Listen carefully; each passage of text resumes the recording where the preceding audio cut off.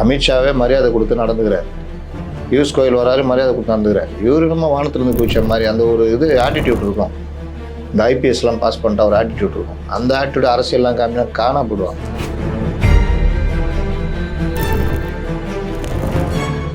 அண்ணாமலை வந்து ஒரு சிறந்த தலைவர், அதெல்லாம் ஓகே.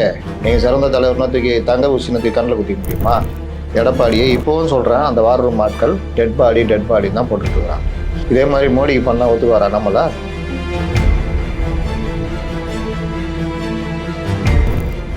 அண்ணாமலையோட வயசோட அனுபவம் ஜாஸ்தி. 74 இருக்காரு. அண்ணாமலை எப்போ பிறந்தார்? சென்னையில் இந்த தடவை விஜய்னால 12-13 தொகுதிகளை திமுக இழக்கும். உங்கள் ஆரோக்கியத்தின் ஊற்று நண்பன் ஹெல்தி ஸ்வீட் ஃப்ளோர் உடனே ஆர்டர் செய்யுங்கள்.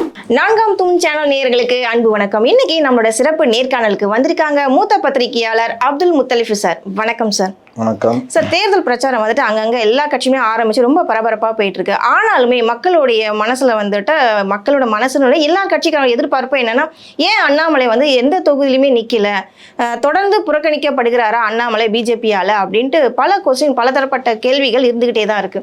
இதை பத்தி உங்களுடைய கருத்துக்கள் சார்? தொடர்ந்து அதிமுகவுடைய உள் விவகாரத்தில் தலையிட்டுக்கிட்டே இருந்தார். இது ஒரு கட்சி தலைவர்கள் செய்யக்கூடாத வேலை.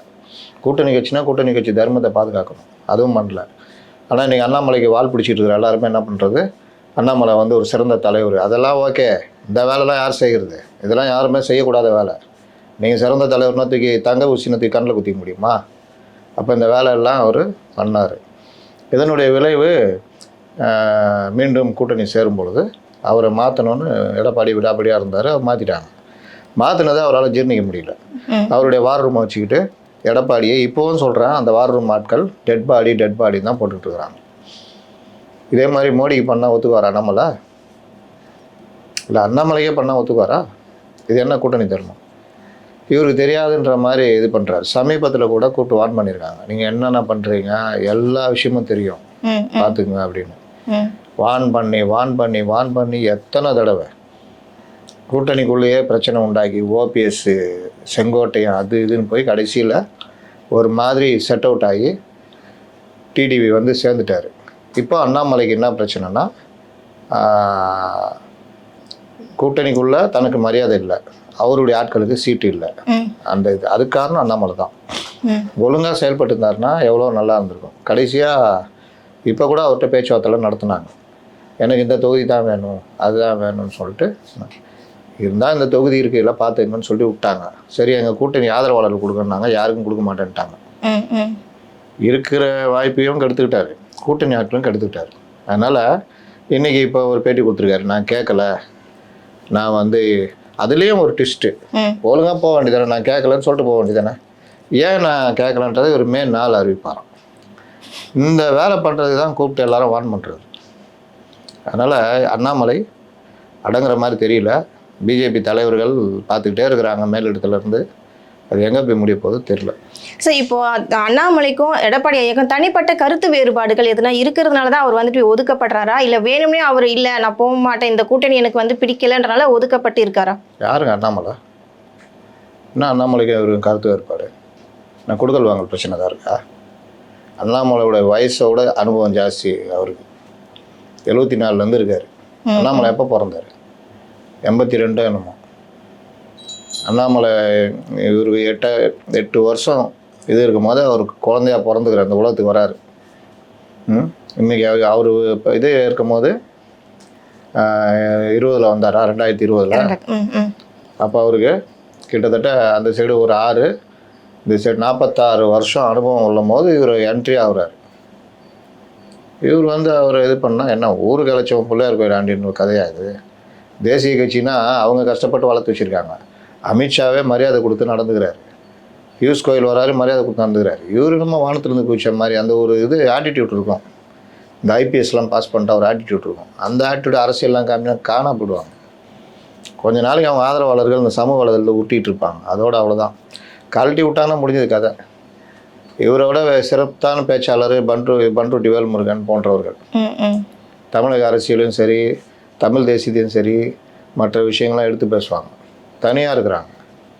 இவருக்கு இந்த பிஜேபின்ற அடையாளம் இருக்கிறனால தான் இவர் இந்த இதெல்லாம் இல்லாட்டி ஒன்றும் இல்லாமல் போயிடுவார். இவர் இப்போ அண்ணாமலை வந்து ஏன் எந்த தொகுதியிலையுமே அவர் வந்து போட்டியிடல, அவருக்கான ஒரு தனி ஸ்டைல் இருக்கு. இது வந்து ஒரே தொகுதியோட நின்ற வேண்டாம், மற்ற தமிழ்நாட்டில் இருக்க மற்ற தொகுதிக்கும் வந்துட்டு இவர் பிரச்சாரம் பண்ணணும் அப்படின்னு பியூஷ் கோயல் வந்துட்டு ஒரு விளக்கம் சொல்லியிருக்காரு. இது ஏற்றுக்கொள்ளப்படியான ஒரு விளக்கமா இருக்கும்னு நினைக்கிறீங்களா? வெளியில் வர விளக்கம்லாம் வந்து கடைசியாக பொதுமக்களுக்காக தொண்டர்களுக்காக சொல்கிறது, உள்ளுக்குள்ளே 1000 நடக்கும். அது வெளியில் வர்றதெல்லாம் நம்ம கணக்கில் சேர்க்க முடியாது. அதனால் அண்ணாமலை ஒரு நல்ல பிரச்சாரகர். இதோ இன்னை கூட மும்மொழி கொள்கை சம்மந்தமாக சரியான பதிலடி கொடுத்துருக்காரு. அது நயினார் கூட பண்ண முடியாது. அப்போ அண்ணாமலையை அதை கொடுக்குறாரு. அப்போ அந்த இதை நீ கட்சிக்கு பயன்படுத்தணுமா வேணாவா? உன் கட்சிக்காவது பயன்படுத்தணுமா வேணாவா? உன் கட்சிக்கு சேர்ந்து என்னமோ உன் கட்சியிலேயே நான் என்னோட பெரிய ஆள் கிடையாதுன்னா பிஜேபியினவங்கள நம்ம நீங்கள் பிறகுமா தான் பிஜேபியை உருவாச்சு. 82 தான் பிஜேபியை உருவாக்குறாங்க. அது மாதிரி ஜனசங்கம் இருந்தது. நீங்கள் வந்துட்டு எல்லாரோட பெரிய ஆளுன்னா சொல்ல தான் செய்வாங்க, இருக்கிற வரைக்கும் பயன்படுத்த பார்ப்பாங்க. அதுலேயும் ரொம்ப முறுகிட்டு போனால் போன்றுவாங்க. சரி, இன்னொரு விஷயம் அவர் என்ன சொல்லுங்க, நான் கோவை தொகுதி தான் ரொம்ப எதிர்பார்த்துட்டு இருந்தேன். அந்த கோவை தொகுதியில் ஆல்ரெடி அவங்க வானதி ஸ்ரீனிவாசன் இருக்காங்க. அதனால மறுபடியும் அந்த இடத்துல போய் நான் அவங்களுக்கு அகெயின்ஸ்டாக நான் போட்டியிட முடியாதுன்னு தான் நான் ஒதுங்கி இருக்கேன்னு ஒரு தரப்புல சொல்றாரு. இது வந்து நிஜமாவே உண்மையா ஆத்மார்த்தமாக அவர் சொல்ற மாதிரி இருக்கா, இல்லை ஒதுக்கப்பட்டதுனால அப்படி சொல்ற மாதிரி இருக்கா? கோவை தொகுதியாக அது கேட்டார், அவர் வட கேட்டால் தரப்படியான்ட்டாங்க. மயிலாப்பூர் கேட்டார், 2 நாளைக்கு அப்புறம் தரேன்னா மயிலாப்பூர் வேணான்ட்டார். மறுபடியும் மொடக்குறிச்சியில் நில்லுங்கன்னாங்க, வேணான்ட்டார். இன்றைக்கி வந்துக்கிட்டு நான் எதையும் கேட்கல, எதையும் மறுக்கலை, யாரும் இது பண்ணலன்னா கதை சொல்கிறாரு. வெளியில் 1000 சொல்லலாம், உள்ளுக்குள்ளே நடந்த விஷயங்கள்லாம் இதுதான். லிஸ்ட்டுலேயே போச்சு, லிஸ்ட்டில் என் பேரே போகலன்றார். லிஸ்ட்டில் அவர் பேர் போச்சு. போய் தான் அவரை வந்து கேட்டோம். மற்ற எல்லா ஊரில் எதுவும் வாய்ப்பு கொடுக்கும்போது அண்ணாமலை கொடுக்க மாட்டாங்களா, கேட்க மாட்டாங்களா? லிஸ்ட்டில் எப்படி பேர் இல்லாமல் இருக்கும்? சார், இதுக்கிடையில வந்துட்டு பார்த்தீங்கன்னா இப்போ தேர்தல் பிரச்சாரத்தில் விஜயோட தேர்தல் பிரச்சாரம் எந்த அளவுக்கு சூடு பிடிச்சிருக்குன்னு நீங்கள் நினைக்கிறீங்க உங்களுடைய பார்வையில்? விஜயுடைய தேர்தல் பிரச்சாரம் 2 வகை. ஒன்று விஜய் நேரடியாக போகிறது, இன்னொன்று விஜயை சுற்றி இருக்கிற ஒரு அரசியல். அதனால் விஜய் போய் தான் பிரச்சாரம் அங்கே ரீச் ஆகணும்னு கிடையாது. விஜய் பிரச்சாரம் பண்ணுறாரு, நீங்கள் பாண்டிச்சேரியில் பேசுகிறாரு, அது பேசுகிறாருன்னா அது கடைக்கோடி வரைக்கும் போய் சேருது. நம்மளுடைய இது என்னென்னா, நீங்கள் மாநிலம் முழுவதும் அட்லீஸ்ட் இன்னும் ஒரு 15 நாளைக்கு மேக்ஸிமம் போய் கவர் பண்ணி தமிழ்நாட்டில் பிரச்சாரம் பண்ணணும் அப்படின்றது, மேக்ஸிமம் சப்ஜெக்ட் பேசணுன்றது. ஆனால் அது அவர் திட்டமிடலில் பிரச்சனைகள்லாம் இருந்துகிட்டு இருக்குது. ஆனாலும் நான் பார்த்த வரைக்கும் இப்போ இந்த ஒரு 10 நாளில் பார்க்குறப்போ வேட்பாளர்கள்லாம் ஃபில் பண்ணிட்டாங்க. அங்கங்கே பிரச்சனைகள் இருக்குது, கட்சிக்காரன் ஒத்துழைப்பு இல்லை, வேட்பாளர் சரியில்லை, இந்த மாதிரி பல இது இருந்தாலும் ஜனங்க மத்தியில் ஒரு ஆர்வம் இருக்குது. இவர்கள் போய் கரெக்டாக ரீச் பண்ணி மக்கள் பிரச்சனை பேசுனாங்கன்னா நல்ல வாக்குகளை வாங்க முடியும். அது விஜய் கையில் தான் இருக்குது. இன்னொன்று அங்கே நட்சத்திர பேச்சாளர்கள்னு ஒரு பெரிய அளவில் ஸ்டார் யாரும் இல்லை, விஜய் மட்டும்தான். மற்ற ஆளுங்கள்லாம் அங்கேயே முடக்கிட்டாங்க. அது ஒரு சிக்கல். ஆனாலும் சமூக வலைதளங்கள் தான் இந்த தேர்தலில் ஆதிக்கம் செலுத்தும். அந்த அடிப்படையில் விஜய் வீடியோ பேசி வெளியிடலாம், வீடியோவில் வேண்டுகோள் வைக்கலாம், டெய்லி ஒரு வீடியோவை போடலாம், என்னென்ன பண்ணலாம். சார், இன்னொரு விஷயம் வந்து பார்த்தீங்கன்னா, இப்போ இதுதான் முதல் தடவை அவர் வந்து தேர்தலில் போட்டிடுறாரு விஜய். அவர் வந்து 2 தொகுதி வந்துட்டு எடுத்திருக்காரு. 2 தொகுதியில் போட்டிய, ஒரு பக்கம் வந்து பெரம்பூர், இன்னொரு பக்கம் திருச்சி கிழக்கு. இந்த 2 எடுத்ததுக்கான என்ன காரணமாக உள்நோக்கம் ஏதாவது இருக்கும்னு நினைக்கிறீங்களா? ஒரு தொகுதியில் நின்று தோற்று போயிட்டால் நல்லா இருக்காதுன்ட்டு 2 தொகுதி போட்டிடுறாரு. 91 கூட ஜெயலலிதா பர்கூர் காங்கேயம் 2 தொகுதியில் போட்டிட்டாங்க. அது மாதிரி இவரும் 2 தொகுதியில் போட்டிடுறாரு. இன்னொன்று 2 தொகுதியுமே கிறிஸ்தவர்கள் அதிகம் இருக்கிற தொகுதி, அதனால் சேஃப்டியாக இருக்கும்னு நினச்சி போட்டிடுறாரு. பெரம்பூர் தொகுதியில் வந்துட்டு 70க்கும் மேற்பட்ட கிறிஸ்தவர்கள் இருக்காங்க, 40% மேலே வந்து முஸ்லீம்ஸ், பலதரப்பட்ட மக்கள்லாம் இருக்காங்க. இவர் புதுசாக அந்த தொகுதிக்கு போயிருக்காரு. ஆல்ரெடி வந்து திமுக கோட்டையாக தான் அந்த இடம் இருக்குது. பெரம்பூர் தொகுதி 9 முறை வந்துட்டு திமுக ஆளுமை பண்ணியிருக்காங்க, ஒரு 3 முறை வந்து ஏடிஎம்கே ஆளுமை பண்ணியிருக்காங்க. அதை தவிர்த்து வந்துட்டு 3 முறை மார்க்சிஸ்ட் கட்சி அவங்களும் ஆளுமை பண்ணியிருக்காங்க. இதுக்கு இடையில அங்கே வந்துட்டு ஒரு ரொம்ப டஃப்பான ஒரு போட்டியாக தானே இருக்கும். இதில் வின் பண்ணுவாருன்னு நினைக்கிறீங்களா? திமுக கோட்டைன்றதெல்லாம் மாறி போச்சு. விஜய் வந்த பிறகு கோட்டையிலலாம் ஓட்ட விழ ஆரம்பிச்சிச்சு. விஜய் தனியாக நிற்கிறதுனால அங்கே ஆர்டி சேகரெல்லாம் மரியாதையே கிடையாது. ஆர்டி சேகரை மாற்றலாம்னு நினச்சிருந்தாங்க. அப்புறம் பலிகடா யார், விஜய்க்கு யார் பலிகடா கொடுக்கணும், சரி ஆர்டி சேகரை நிற்க விட்டாங்க. வேறு யாராவது நின்றுந்தால் கேண்டிடேட் அங்கே வேறு யாராவது போட்டிருப்பாங்க. அது ஒன்று. எதிர்த்து நிற்கிறது பாமக, அவங்க திலகபாமா, அந்தளவுக்கு போட்டி இருக்காது. அதனால் விஜய் தான் அங்கே ஜெயிக்கிறதுக்கான வாய்ப்பு அதிகம் இருக்குது. பொதுவாக மக்கள் கூட நம்ம வேட்பாளர் விஜய் அவருக்கு போடணுன்னு தான் போடுவாங்க. திமுக உதயசூரியன் போடுவோம் மாதிரிலாம் போட மாட்டாங்க. அதனால் விஜய்க்கு இங்கேயும் சரி திருச்சியிலையும் சரி நல்ல வாய்ப்பு இருக்குது. அது கொஞ்சம் விஜய் டேமேஜ் பண்ணாமல் பார்த்துக்கணும். அந்த இதெல்லாம் வந்து பண்ணுவாங்க. ஒரு சாதாரண மேட்டரில் கூட நேற்றுலாம் உட்காந்து டேமேஜ் பண்ணியிருந்தாங்க. அதனால் அந்த மாதிரி இல்லாமல் ஒரு பிரச்சாரத்தை எதுவாக கொண்டு போனார்னா ஜெயிக்கலாம். இன்னொன்று, சென்னையில் இந்த தடவை விஜய்னால் 12-13 தொகுதிகளை திமுக இழக்கும். விஜய்னால இழக்கும் சொல்லுங்க. 16ல் 12-13 தொகுதி போயிடும் கைவிட்டு. திருவள்ளிஞ்சேப்பாக்கம், கொளத்தூர்,